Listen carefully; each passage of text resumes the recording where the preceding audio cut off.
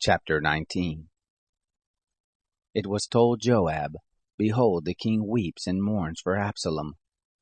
The victory that day was turned into mourning to all the people, for the people heard say that day, The king grieves for his son. The people came by stealth that day into the city, as the people who are ashamed steal away when they flee in battle. The king covered his face, and the king cried with a loud voice, My son Absalom, Absalom, my son.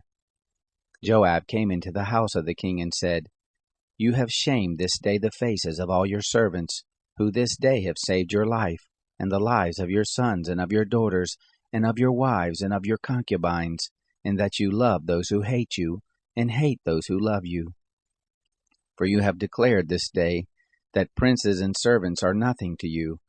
For this day I perceive that if Absalom had lived, and we all had died this day, it had pleased you well. Now therefore arise, go out and speak to your servants, for I swear by the Lord, if you don't go out, there will not stay a man with you this night, and that will be worse to you than all the evil that has happened to you from your youth until now. Then the king arose and sat in the gate. They told all the people, saying, Behold, the king is sitting in the gate. And all the people came before the king. Now Israel had fled every man to his tent.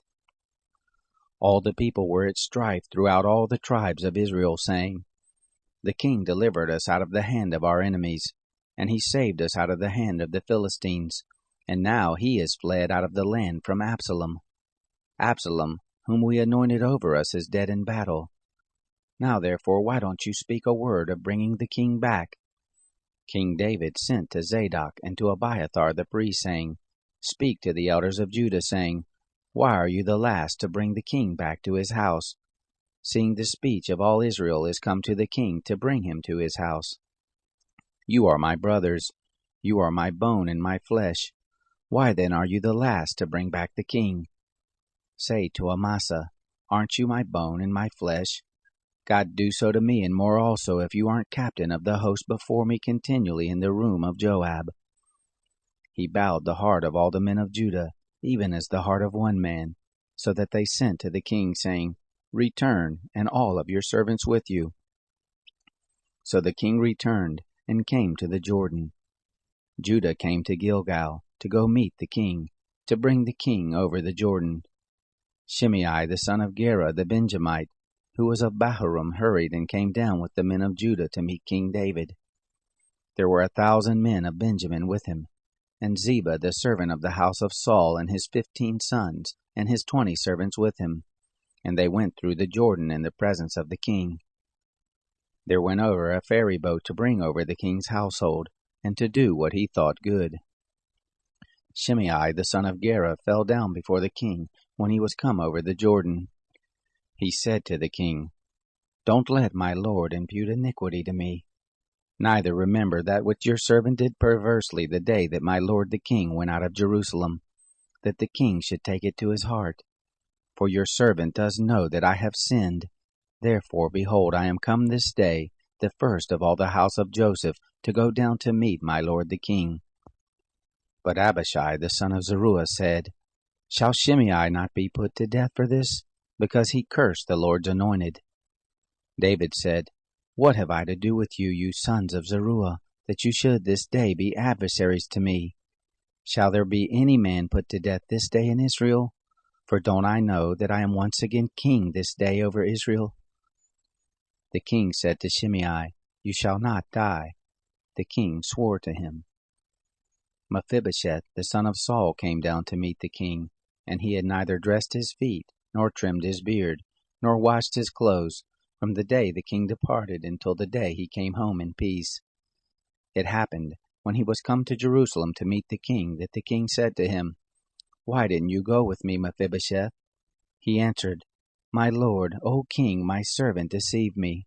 For your servant said, I will saddle a donkey, that I may ride thereon and go with the king, because your servant is lame. He has slandered your servant to my lord the king. But my lord the king is as an angel of God. Do therefore what is good in your eyes.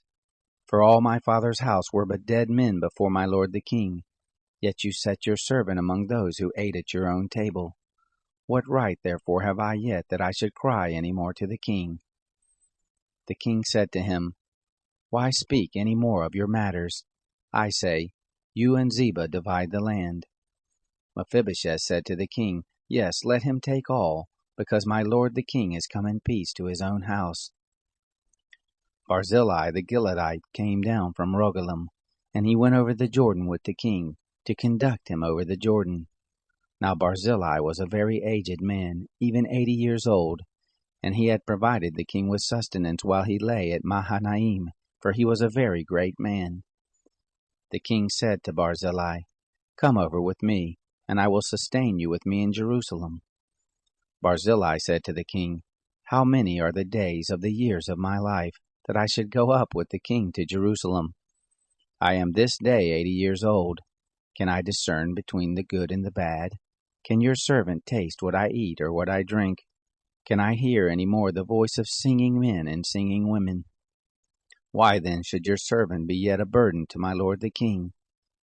Your servant would but just go over the Jordan with the king, and why should the king recompense me with such a great reward?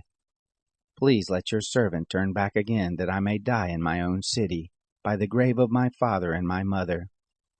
But behold, your servant Chimham, let him go over with my lord the king, and do to him what shall seem good to you.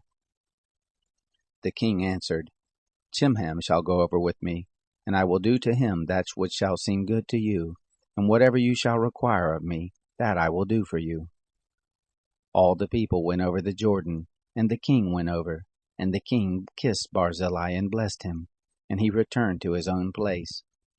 So the king went over to Gilgal, and Chimham went over with him, and all the people of Judah brought the king over, and also half the people of Israel. Behold, all the men of Israel came to the king and said to the king, Why have our brothers, the men of Judah, stolen you away, and brought the king and his household over the Jordan, and all David's men with him?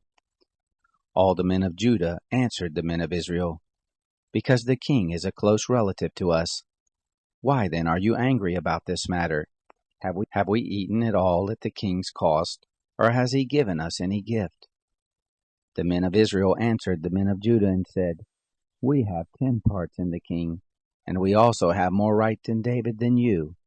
Why then did you despise us, that our advice should not be first had in bringing back our king? The words of the men of Judah were fiercer than the words of the men of Israel.